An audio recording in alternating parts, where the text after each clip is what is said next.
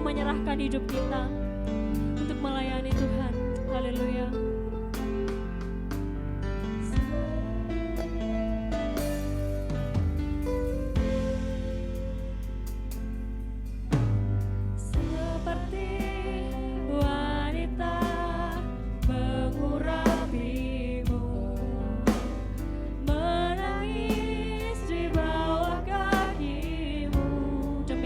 Kami Tuhan, demikian hidupku mau mengasihimu.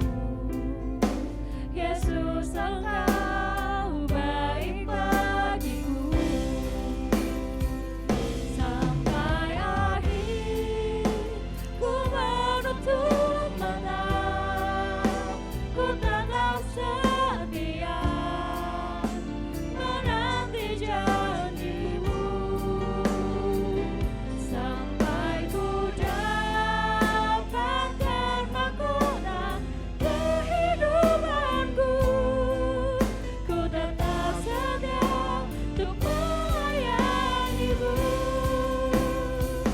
sampai akhir. Ku menutup mata, ku tetap setia menanti janjimu sampai ku dapatkan mahkota kehidupanku. Ku tetap setia untuk melayanimu sampai akhir. Kepada hambanya saya silakan. Ku menutup mata, ku tetap setia menanti janjimu Sampai ku dapatkan mahkota. Saya mengundang Bapak Ibu Saudara untuk bangkit berdiri. Ku tetap setia untuk melayanimu. Sekali lagi nyatakan sampai akhir. Ku menutup mata, ku tetap setia menanti janjimu sampai ku dapatkan mahkota kehidupanku. Ku tetap setia untuk melayanimu.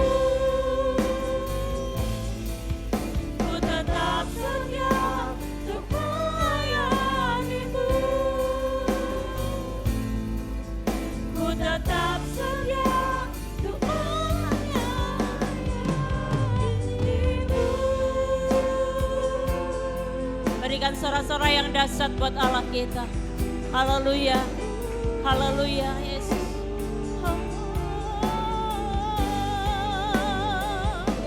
Kami mengasihi-Mu Tuhan, kami mau mengasihi-Mu lebih lagi.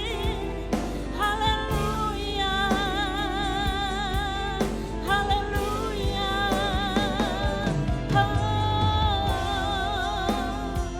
Kami mau menyenangkan-Mu Tuhan, kami mau tinggikan Engkau Yesus. Haleluya, haleluya, haleluya Yesus, haleluya Yesus, haleluya Yesus.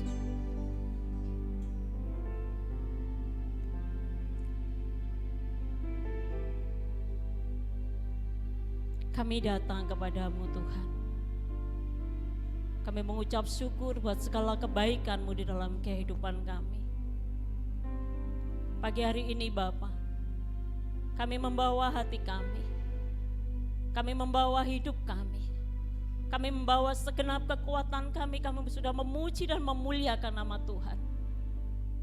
Dan sebentar kami membuka hati kami Tuhan, untuk ditaburi dengan benih-benih firman Tuhan. Bapa di surga, Engkau tahu segala isi hati kami, bahwa yang ada di dalam hati kami, bahwa kami ingin mengasihi Engkau, bahwa kami ingin memuliakan Engkau, bahwa kami ingin selalu memberi yang terbaik bagi Engkau Tuhan. Dan pagi hari ini kami mau duduk tenang di bawah otoritas Tuhan, dan biarlah Roh Kudus boleh mengerjakan urapan-Mu dalam setiap kehidupan kami, sehingga kami pulang dari tempat ini, kami boleh membawa berkat yang besar, sukacita yang besar, dan kami boleh menjadi pribadi-pribadi yang lebih mengasihi Tuhan. Terima kasih Tuhan, kami siapkan hati kami buka hati kami untuk menyambut kebenaran firman Tuhan. Di dalam nama Tuhan kami Yesus, kami mengucap syukur dan berdoa. Haleluya, amin. Silakan duduk Bapak Ibu Saudara yang kasih. Shalom.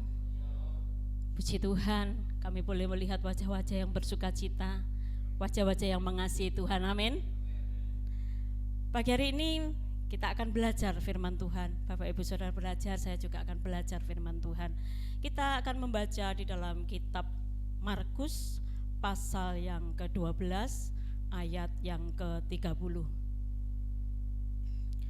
Markus 12 ayat 30. Saya rindu kita membaca bersama-sama. 1, 2, 3. Kasihilah Tuhan Allahmu dengan segenap hatimu dan dengan segenap jiwamu dan dengan segenap akal budimu dan dengan segenap kekuatanmu. Puji Tuhan, firman Tuhan pagi hari ini mengatakan bahwa kita harus mengasihi Tuhan dengan segenap hati kita, dengan segenap jiwa kita, dengan segenap akal budi kita, dengan segenap kekuatan kita. Artinya apa Bapak Ibu Saudara kasih?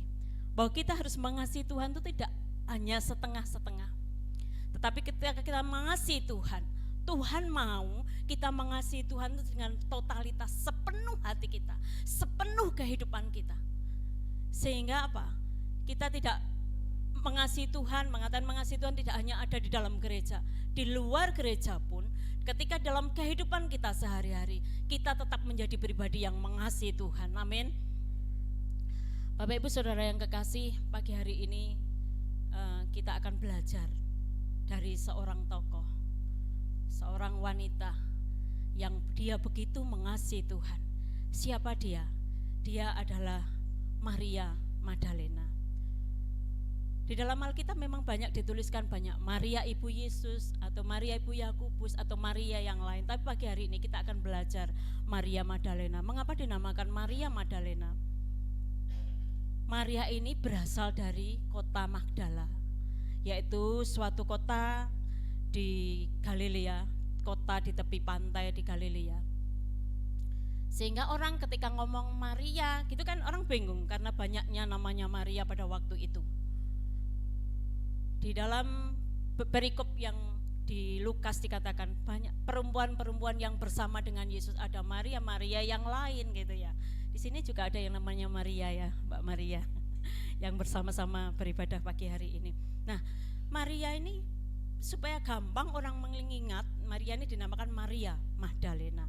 Mengapa Maria Magdalena ini? Maria Magdalena ini seorang yang ikut di dalam pewartaan bersama-sama dengan murid-murid Tuhan, bersama dengan Tuhan Yesus, dari kota ke kota, dari desa ke desa. Maria ini turut serta. Maria juga menjadi orang yang menjadi saksi kunci daripada penyaliban Tuhan Yesus, daripada penguburan Tuhan Yesus, dan dia juga menjadi saksi kebangkitan Tuhan Yesus. Injil Yohanes menyatakan bahwa Maria orang yang pertama kali Tuhan Yesus menampakkan diri pertama kali kepada Maria Magdalena ini. Mengapa demikian? Maria ini ternyata orang yang begitu mengasihi Tuhan. Saya pikir kenapa ya Tuhan Yesus tidak menampakkan diri kepada murid-muridnya, kepada murid-murid Tuhan yang selalu bersama, yang banyak di dalam begitu pelayanan, tapi Tuhan menampakkan diri kepada Maria. Ternyata Maria ini adalah orang yang begitu mengasihi Tuhan. Kita mau belajar dari kehidupan Maria. Yang pertama, Maria itu memiliki pengalaman hidup bersama dengan Tuhan. Maria mengasihi Tuhan dimulai dari pengalaman hidup bersama dengan Tuhan.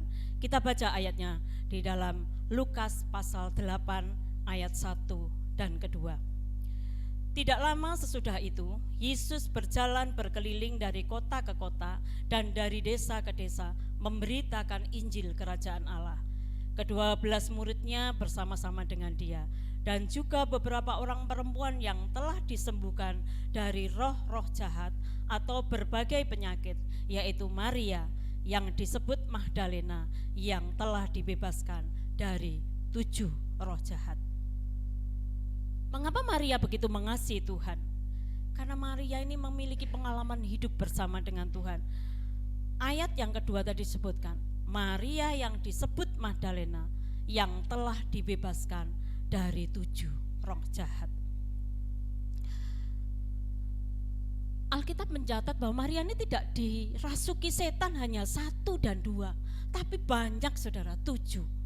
Dan saya yakin keluarga Maria ini tidak hanya diam ketika dia dirasuki setan, mungkin sudah dibawa kepada orang-orang pintar, dibawa kepada dukun-dukun, dibawa kepada dokter, mungkin dibawa mengupayakan supaya Maria ini menjadi orang yang dibebaskan daripada roh jahat. Memang di dalam Alkitab tidak ditulis, dia hanya dinyatakan bahwa dia telah disembuhkan oleh Tuhan Yesus.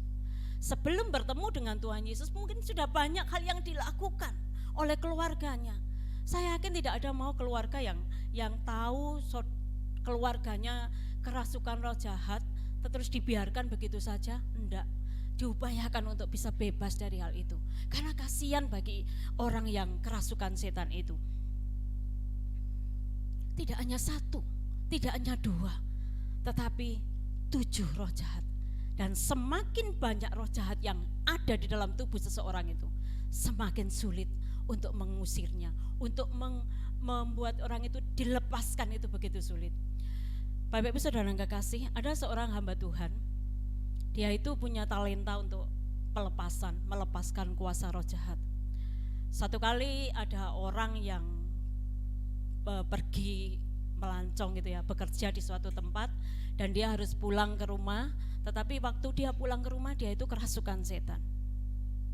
Akhirnya hamba Tuhan itu bersama dengan tim mereka berdoa. Tidak mudah untuk melepaskan dia dari kuasa roh jahat itu. Perlu waktu, perlu proses. Sudah doa dan puasa dan dia lakukan pengusiran itu, tetapi roh yang ada di tubuh orang itu, roh jahat yang ada dalam tubuh orang itu memberontak. Dia berguling-guling, dia memukul dirinya sendiri, dia berteriak-teriak. Tidak mau terlepas, tidak mau keluar dari tubuh orang itu. Dan dikatakan bahwa ketika hamba Tuhan ini bersama tim untuk membebaskan orang ini, dia itu rasanya setelah melalui proses itu dia itu rasanya apa ya, capeknya luar biasa gitu loh Bapak Ibu. Melebihi orang yang bekerja, yang mengeluarkan tenaga yang luar biasa gitu. Capeknya luar biasa untuk mengeluarkan roh jahat itu. Sekarang kita bisa membayangkan Maria ini, 7 roh jahat yang ada dalam kehidupan Maria. Makanya ketika Maria ini disembuhkan oleh Tuhan, dibebaskan oleh Tuhan, ditolong oleh Tuhan Yesus, dia begitu mengasihi Tuhan Yesus. Dia menyatakan ucapan syukur itu di hadapan Tuhan. Dia menyatakan ucapan terima kasih itu dengan mengasihi Tuhan lebih dari siapapun. Karena dia telah dibebaskan dari 7 roh jahat ini. Suatu kali Tuhan Yesus diundang diundang oleh seorang Farisi. Di dalam kitab sebelumnya, Lukas pasal yang sebelumnya, Tuhan Yesus diundang oleh seorang Farisi untuk makan di dalam rumahnya. Tuhan Yesus datang. Pada waktu itu di tempat itu ada seorang perempuan yang berdosa.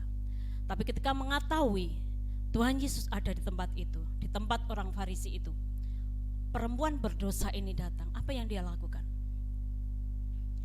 Dia membasuh kaki Tuhan dengan air matanya. Dia mengelap kaki Tuhan ini dengan rambutnya. Dan dia mengurapi Tuhan dengan minyak wangi. Pada waktu itu orang Farisi yang melihat hal itu berkata dalam hatinya, orang ini kan nabi, masa tidak tahu ya kalau orang yang ada di dekatnya, orang yang membasuh kakinya, yang mencium kaki Tuhan Yesus itu adalah orang yang berdosa. Akhirnya Tuhan memanggil Simon. Simon, ada hal yang ingin aku katakan kepadamu. Ada 2 orang yang berhutang. Yang satu berhutang 500 dinar, yang satu hanya 50 dinar. Tetapi kedua orang ini tidak bisa membayar. Sehingga sama pelepas uang yang memberikan pinjaman itu tadi itu, orang dua-duanya ini sama-sama dibebaskan. Senang ya, dibebaskan daripada utang gitu ya, senang. Tetapi kata Tuhan Yesus, menurut kamu Simon, siapa yang lebih mengasihi orang ini? Kira-kira menurut Bapak Ibu siapa yang lebih mengasihi? Yang utangnya banyak atau yang utangnya sedikit? Yang utangnya banyak. Yang utangnya banyak ini yang lebih mengasihi orang yang memberi pinjaman ini loh. Dia lebih mengasihi. Kata Tuhan Yesus, benar katamu Simon. Karena orang yang diampuni lebih banyak, dia akan lebih banyak mengasihi. Tetapi orang yang sedikit diampuni, dia akan sedikit mengasihi. Tepat seperti yang dilakukan Maria ini.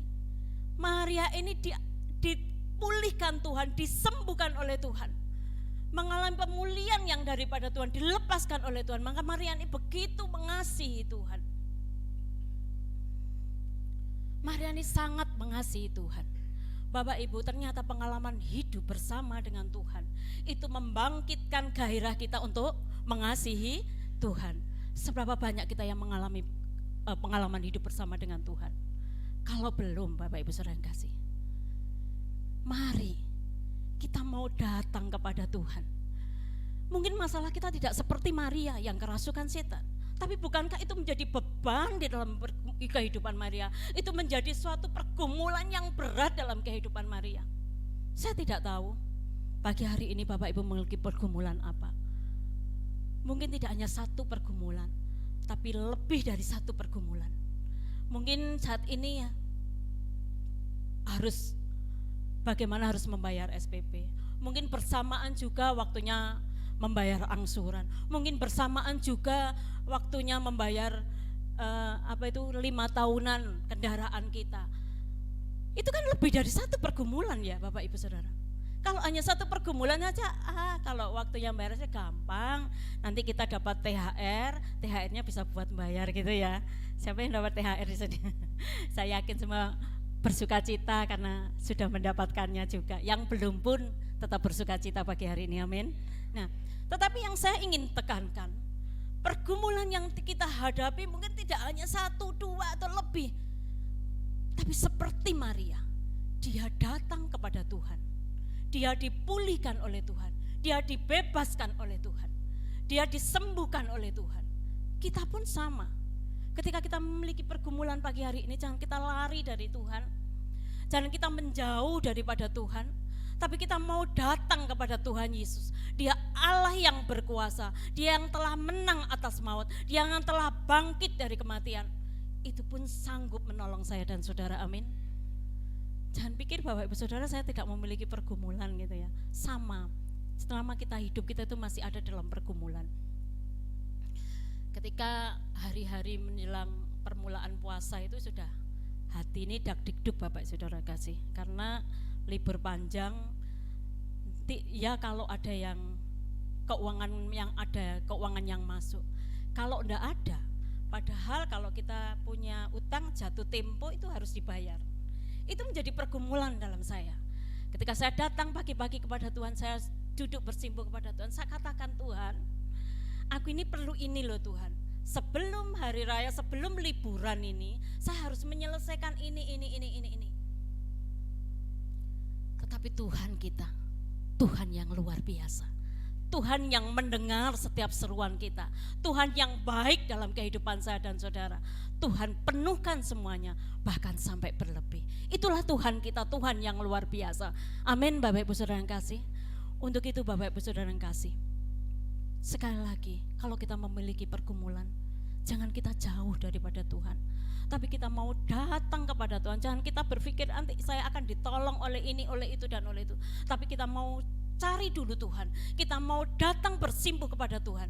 Tuhan kita, Tuhan yang mendengar, dan Tuhan yang mampu menolong saya dan saudara. Tuhan yang mampu melakukan banyak cara untuk menolong kita semua. Amin. Amin. Yang pertama, miliki pengalaman hidup bersama dengan Tuhan. Jadi kalau Bapak Ibu mengalami pergumulan, jangan Bapak Ibu malah menyalahkan Tuhan, jangan. Tetapi kita mau datang bersama Tuhan, dan melalui pergumulan itu kita akan memiliki pengalaman bersama dengan Tuhan. Ketika kita bersama dengan Tuhan, kemenangan itu menjadi bagian dalam kehidupan kita, dan pengalaman bersama dengan Tuhan itu boleh membangkitkan gairah kasih kita kepada Tuhan. Amin. Yang kedua, Bapak Ibu yang kekasih, dari kehidupan Maria kita tetap akan melihat dari kehidupan Maria. Kita baca di dalam Yohanes pasal 20 ayat yang pertama. Pada hari pertama minggu itu, pagi-pagi benar, ketika hari masih gelap, pergilah Maria Magdalena ke kubur itu, dan ia melihat bahwa batu telah diambil dari kubur. Kita langsung bandingkan di dalam Yohanes pasal yang ke-20 ayat ke-19. Saya bacakan. Ketika hari sudah malam pada hari pertama minggu itu, berkumpullah murid-murid Yesus di suatu tempat dengan pintu-pintu yang terkunci karena mereka takut kepada orang-orang Yahudi. Kita dapat membandingkan dari dua ayat yang kita baca ini. Maria, dia pagi-pagi benar, dia sudah datang ke kubur Yesus. Tetapi bagaimana dengan murid-murid Tuhan Yesus? Mereka berkumpul di suatu tempat dengan pintu-pintu yang terkunci, mereka ketakutan, tidak ada yang dikerjakan oleh murid-murid Tuhan Yesus ini. Tapi Maria mengasihi Tuhan, dia membuktikan dengan tindakannya. Dia pagi-pagi benar, dia datang ke kubur Yesus untuk bertemu dengan Tuhan Yesus, untuk meminyaki Yesus, untuk memberikan rempah-rempah kepada Tuhan Yesus. Ada satu kerinduan untuk bisa bertemu dengan Tuhan. Maria tidak hanya bilang dia hanya mengasihi Tuhan, tapi dibuktikan dengan tindakan, dengan perilakunya bahwa dia itu mengasihi Tuhan.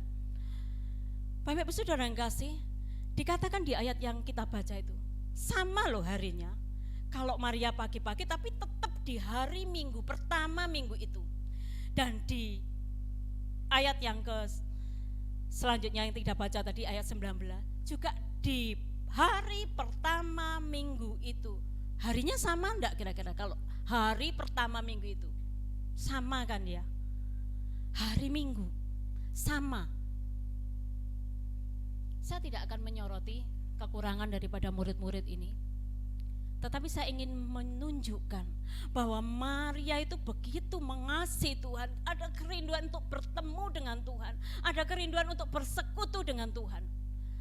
Serba banyak kita yang ada di tempat ini yang pagi-pagi benar sudah sujud, menyembah, mencari Tuhan, ingin bertemu dengan Tuhan.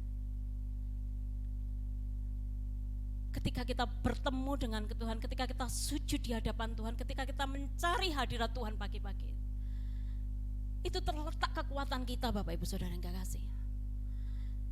Dengan bersekutu kepada Tuhan itu terletak kekuatan kita. Kekuatan orang yang percaya kepada Tuhan itu ketika kita itu mau duduk bersimpu mencari hadirat Tuhan, datang kepada Tuhan, bersekutu dengan Tuhan, memiliki kerinduan kepada Tuhan. Tidak hanya itu yang dilakukan oleh Maria. Maria juga bersama-sama dengan murid-murid yang lain dalam rombongan Tuhan Yesus memberitakan Injil. Maria bersama wanita-wanita lain bersama-sama dengan Tuhan Yesus. Dia yang menyiapkan di dalam rombongan itu apa yang diperlukan. Tidak hanya itu, Maria juga memberikan hartanya untuk menyokong di dalam pelayanan itu. Saudaraku yang kekasih, ketika Maria datang ke kubur Yesus, kira-kira Maria bertemu enggak dengan orang-orang Yahudi? Pasti bertemu kan? Ketika Maria datang ke kubur Yesus, kira-kira bertemu enggak dengan tentara yang menjaga mayat Tuhan Yesus supaya tidak dicuri orang, supaya tidak dicuri oleh murid-murid Tuhan Yesus? Bertemu enggak? Bertemu. Saya yakin bertemu. Tapi Maria berani mengambil resiko, berani mengambil tantangan itu. Karena dia menunjukkan bahwa dia itu mengasihi Tuhan. Dia berani mengambil tantangan itu, apapun yang terjadi. Dia mau tetap mengasihi Tuhan. Apapun yang terjadi, dia mau tetap bertemu dengan Tuhan. Itulah kehidupan Maria yang perlu kita teladani dalam kehidupan kita. Banyak orang yang ketika mengalami pergumulan berat, dia sudah lari daripada Tuhan, tidak mau menghadapi tantangan, tidak mau menghadapi resiko itu. Dia sudah, ternyata menjadi orang Kristen tuh ya podo ae. Tapi beda dengan Maria, Bapak Ibu Saudara yang kasih. Dia rela mengambil tantangan, dia rela mengambil resiko itu, dia satu tujuannya, bahwa dia ingin bertemu dengan Tuhan. Itu menunjukkan bahwa Maria itu mengasihi Tuhan, bukan hanya sekedar ucapan, tetapi dengan tindakan. Suatu kali Bapak Ibu Saudara yang kekasih, di belakang itu ada suami saya bertanya, Mas, Saman kok nggak pernah sih mengatakan bahwa aku mencintaimu kayak gitu ya, aku mengasihimu gitu. Saya tanya itu karena sudah bertahun-tahun, saya sekarang mau masuki 30 tahun pernikahan. Saya tanyakan itu. Jawabannya apa Bapak Ibu Saudara? Percuma saya ngomong seperti itu. Toh semua sudah tak berikan kepadamu, katanya gitu. Percuma saya ngomong seperti itu, nanti kalau aku ngomong seperti itu terus aku ngomong di tempat lain hal yang sama, aku mengasihimu kepada orang lain, ya apa terusan? Ya saya hanya senyum-senyum, saya hanya diam. Ya beneran jadi betul. Yang penting itu apa? Tindakan, ucapan itu ya boleh kita ucapkan, tapi yang lebih mengena, yang lebih mendalam itu kalau kita itu dengan tindakan. Begitu juga kehidupan kita Bapak Ibu Saudara yang kasih.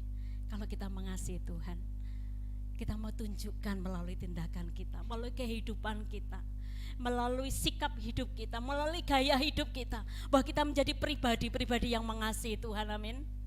Kita pun ada di tempat ini pagi hari ini, itu menjadi satu bukti bahwa kita orang-orang yang mengasihi Tuhan, amin. Ya. Kita tunjukkan dengan tindakan bahwa kita itu mau mengasihi Tuhan. Mungkin kita tidak seperti Maria yang berani mengambil tindakan yang lebih lanjut. Satu hal aja, kita mau memberi waktu yang terbaik kita, pagi hari mungkin atau malam hari mungkin, kita mau datang, kita punya kerinduan untuk kita datang kepada Tuhan, kita mau bertemu muka dengan Tuhan. Itu wujud daripada kita mengasihi Tuhan, amin. Puji Tuhan. Yang ketiga Bapak Ibu Saudara yang kekasih, kasihnya Maria ini kasih yang konsisten. Tidak hanya berhenti sampai di situ, tidak hanya berhenti sampai di situ, tapi terus menerus kasih Maria dan tidak berubah kasih Maria ini. Di dalam ayat yang Yohanes pasal yang ke-20 itu ya, pasal yang ke-20, kita baca saja ayat yang ke-18. Maria Magdalena pergi dan berkata kepada murid-murid, "Aku telah melihat Tuhan, dan juga bahwa Dia telah mengatakan hal-hal itu kepadanya." Maksudnya kepada Maria, Tuhan telah mengatakan hal-hal bahwa Yesus hari ini telah bangkit itu kepada Maria, dan Maria pergi memberitakan kepada saudara-saudaranya, kepada murid-murid Tuhan. Nah, Bapak Ibu Saudara yang kekasih, ketika Maria datang ke kubur Yesus didapati kosong. Dia berlari kepada Simon Petrus. Dia mengatakan bahwa Tuhan tidak ada di sini. Mungkin ada yang mengambilnya. Atau Tuhanku telah diambil oleh orang, ucapan Maria itu. Tapi Maria tidak hanya begitu aja. Setelah selesai datang ke kubur Yesus, terus kuburnya kosong, ya dia balik, ya selesailah, wong enggak ada yang saya cari. Tidak seperti itu. Maria mengucapkan bahwa Tuhanku telah diambil orang. Itu sudah beberapa kali, 3 kali dia ucapkan Bapak Ibu Saudara kasih. Itu menunjukkan bahwa Maria itu kasihnya itu tidak hanya berhenti kepada dia mencari Tuhan tidak bertemu terus selesai, tapi kasihnya itu masih berlanjut terus menerus gitu loh. Bahwa dia tetap mau bertemu dengan Tuhan, bahwa dia tetap mengasihi Tuhan. Dan akhirnya ketika Maria ini berada di dalam kubur, dia menangis. Untuk ketiga kalinya dia mengatakan bahwa Tuhan, di mana Tuhan meletakkan dia supaya aku dapat mengambilnya. Ketika Tuhan Yesus berkata kepada Maria, kata Yesus kepadanya, mengapa ibu, mengapa engkau menangis? Siapa yang engkau cari? Maria menyangka orang itu penunggu taman, lalu berkata kepadanya, Tuhan, jikalau Tuhan yang mengambil dia, katakanlah kepadaku, di mana Tuhan meletakkan dia supaya aku dapat mengambilnya. Dia terus menerus mencari Tuhan, dia tidak patah semangat, dia tidak hanya berhenti di situ aja. Dia terus dan terus mencari Tuhan. Murid yang lain yang bersama-sama Petrus yang datang ke dalam kubur, dia sudah pergi. Tapi Maria tidak pergi daripada situ, dari tempat itu. Dia terus menangis di dalam kubur. Sampai Tuhan Yesus datang pun dia tidak tahu. Dia masih terus menanyakan, di mana? Kalau engkau yang mengambil, katakan di mana? Bahwa aku ingin mengambilnya, bahwa aku ingin menemuinya.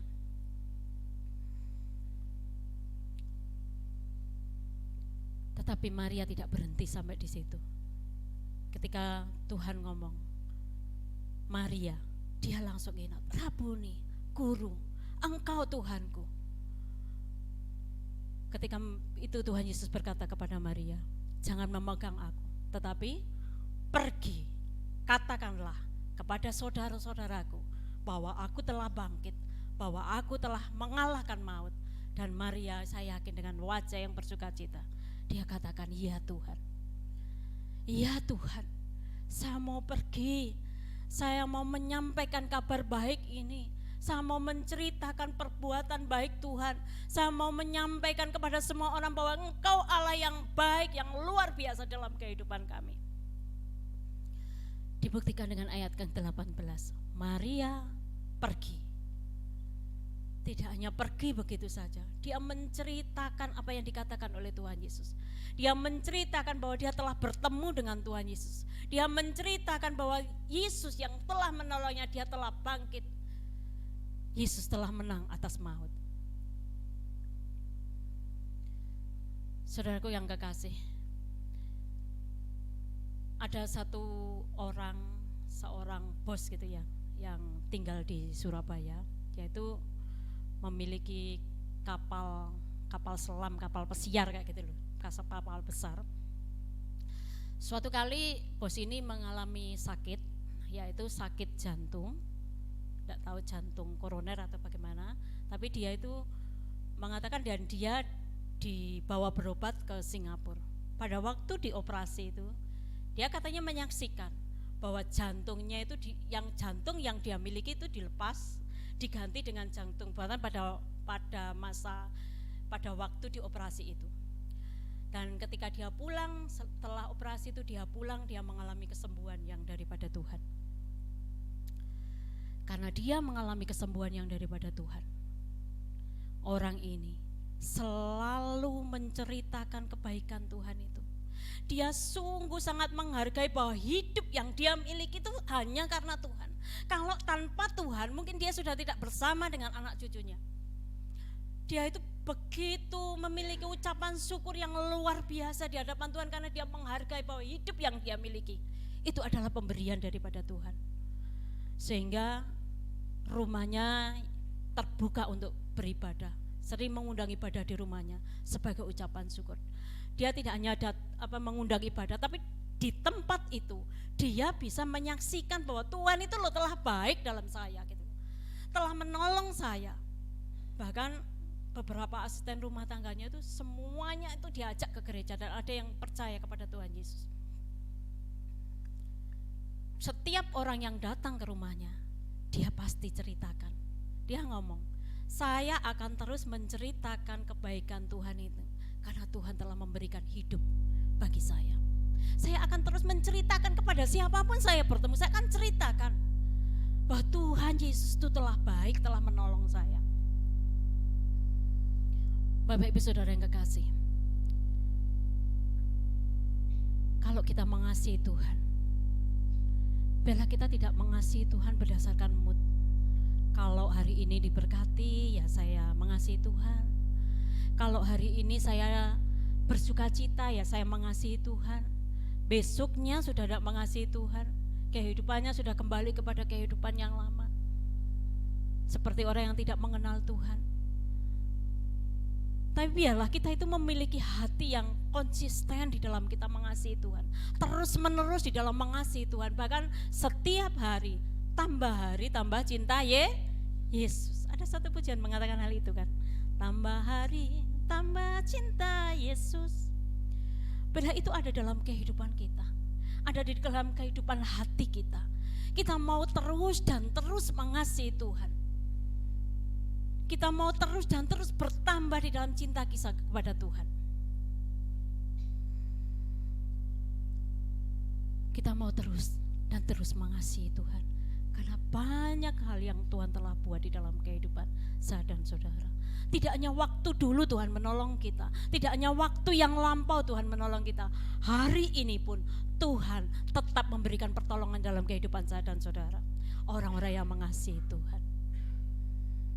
Bukanlah firman Tuhan mengatakan, carilah dulu kerajaan Allah dan kebenarannya, maka semuanya akan ditambahkan kepadamu. Mencari Tuhan dahulu, mengutamakan Tuhan dahulu, mengasihi Tuhan dahulu, dan selanjutnya bagian Tuhan yang mengerjakan di dalam kehidupan saya dan saudara.